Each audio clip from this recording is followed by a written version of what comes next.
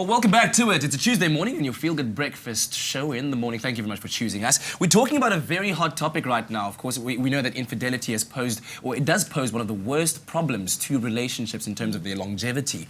But with our exposure to the internet and unlimited access to social networks, that just makes the problem even bigger, which leads to cyber infidelity. And we've got Dr. Eve here with us. She's got a brand new book out that's called Cyber Infidelity, The New Seduction. And we want to know all about this and why this happens.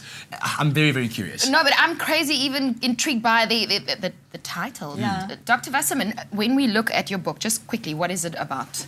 It's about the progression of getting online and following your first follower person that you like on Twitter, or getting onto a dating site, or getting onto Facebook and just connecting with somebody, and how you progressively and quite innocently go down this path, what I call the rabbit hole.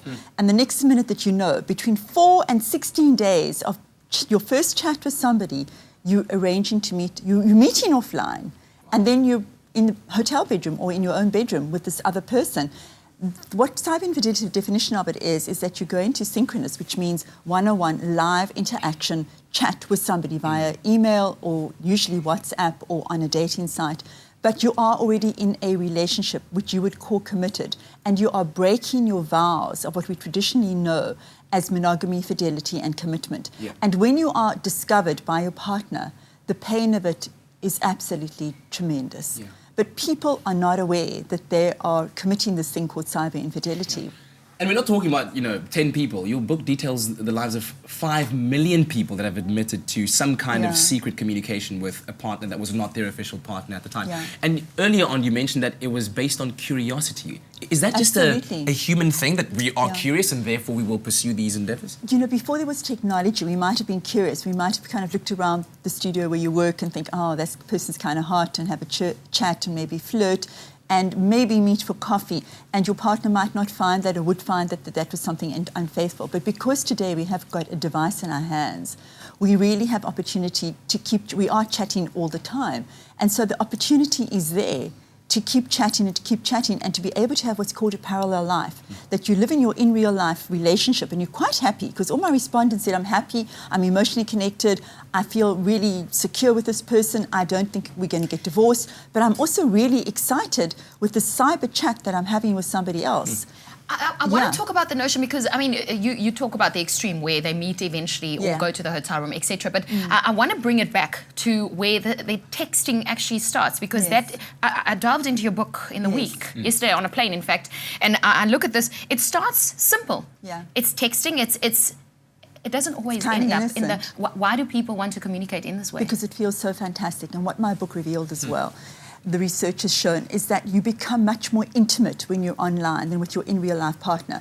Real life relationships are complex, and who really wants to go through the difficulty of having those conversations and managing conflict? So here you have somebody where you are expressing a part of yourself or revealing intimacies about yourself, sexually as well as emotionally, that you can't do to your real life partner because it feels too risky, or it feels like it's going to lead to conflict. And here you have this other partner who's mutually disclosing to you, and you delve into a real intimate part of yourself that you're not exposing to anyone else, and it feels amazing. So what my respondents found, and what I found, because I sat on this website for 2 years as well, is that in fact you feel happier in your real life relationship. Your self-esteem begins to increase.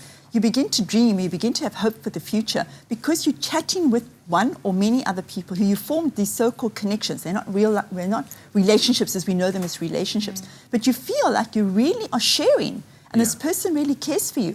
The reason you use the word Katlego just now about curiosity, when I asked why is it that you're on a dating site for married people, just because I'm curious. I want to experiment, and I want to have, the woman was saying, I want to have satisfying sex.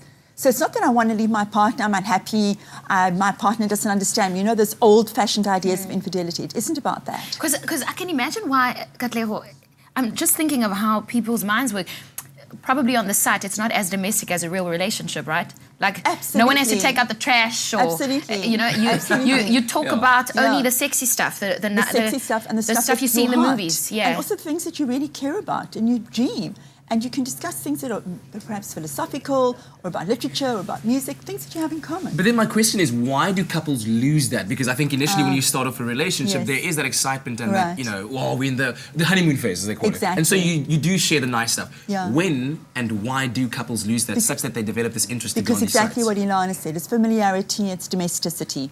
And that's okay. It doesn't mean that because we have that stuff that you have to go and cheat. It's just that today, because we have technology, we've discovered another form of relationship. It's not because we're going out to cheat. It's because we have something else that's in addition to our marital, domestic situation. But we want to enjoy that as well. When I ask people, what do they expect from relationships today? Because that's really, for me, fascinating. Have the rules of relationship or marriage changed? And people say, the first thing that I'm expecting from a partner today is friendship. In the old days, it used to be a sexual partner, right? It's not that. There's like almost a schism, a separation. Yeah. I want friendship. Yeah. Listen, our lines are open, 083-913-3728. Give us a call. We're talking about cyber infidelity. In fact, I think the broader scope of relationships is what we're talking about right now. So do engage with us in conversation.